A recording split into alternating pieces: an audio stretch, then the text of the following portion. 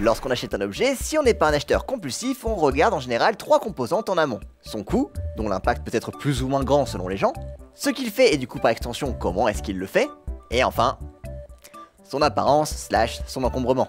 Oui, c'est un ventilateur. Je vous présente un ventilateur. Il est posé au sol, il n'est franchement pas très beau, mais au moins il brasse l'air en faisant tourner ses hélices et permet de passer un été plus agréable. Mais bon, son problème principal, c'est qu'on ne sait jamais où le mettre sans qu'il gêne le passage, ou alors l'aspirateur par exemple.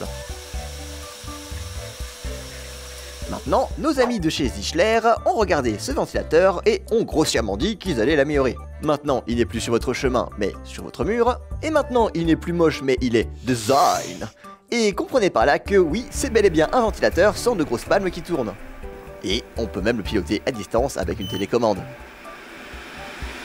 Eh bien, je vous propose de voir ça ensemble.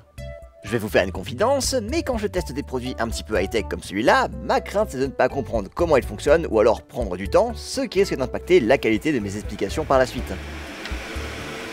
Mais ce n'est pas le cas aujourd'hui. En fait, vous avez littéralement que 3 boutons.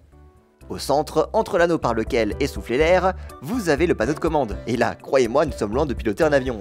Vous avez le bouton on-off à gauche, la roulette du centre servant à ajuster la puissance de ventilation,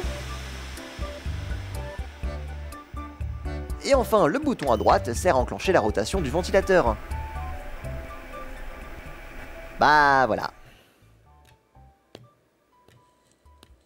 Bon, je suis de mauvaise langue, il y a possibilité de piloter le ventilateur à distance.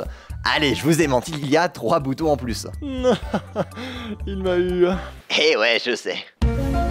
Voilà la télécommande, je ne reviendrai pas sur les boutons on-off, le bouton de rotation et les flèches pour augmenter et diminuer la puissance puisqu'on vient de les voir. D'ailleurs, sachez que ce bouton en forme d'hélice et ce bouton en forme de lune sont les versions extrêmes des boutons de puissance, puisqu'ils permettent respectivement de passer le ventilo à fond et au minimum. Et ça tombe bien parce que mon dieu, je déteste les entre-deux. Comme ton steak, c'est bien ou à point? Carbonisé s'il te plaît. Ok, ça marche. Blague à part, si vous revenez dans votre pièce et qu'il fait très chaud, ou que à l'inverse, vous avez juste besoin d'un petit vent, ce genre de boutons peuvent s'avérer utiles, puisqu'on n'a pas à réfléchir si on est loin ou pas du maximum ou du minimum. Là c'est clair, il y a des boutons pour, on est sûr quoi. Enfin, dernier point, le bouton minuterie. Vous avez le choix entre une ventilation continue ou alors une ventilation qui dure soit 1, soit 2 heures. Vous passez de l'un à l'autre en appuyant sur ce bouton.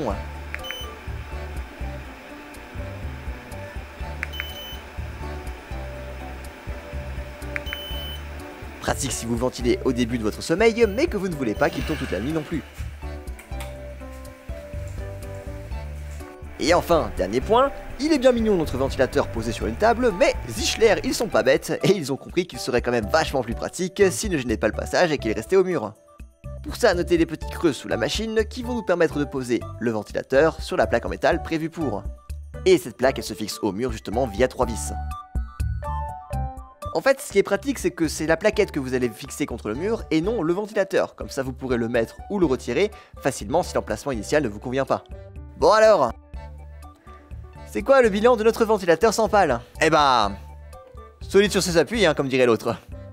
C'est simple à mettre en place, c'est facile à utiliser, ça ne gêne pas le passage, c'est pilotable à distance, bref, tout ce qu'il faut, c'est une prise secteur. Pour ce qui est du son, c'est vrai que quand on le met à fond, le ventilateur a tendance à faire un petit peu de bruit, mais heureusement, on n'a pas tendance à le laisser à fond les ballons pendant plus d'1 heure, donc au final, ça va. C'était Tom de chez Pearl Diffusion, on se revoit bientôt pour plus d'objets techno, et en attendant la prochaine, je vous souhaite une bonne fin de journée.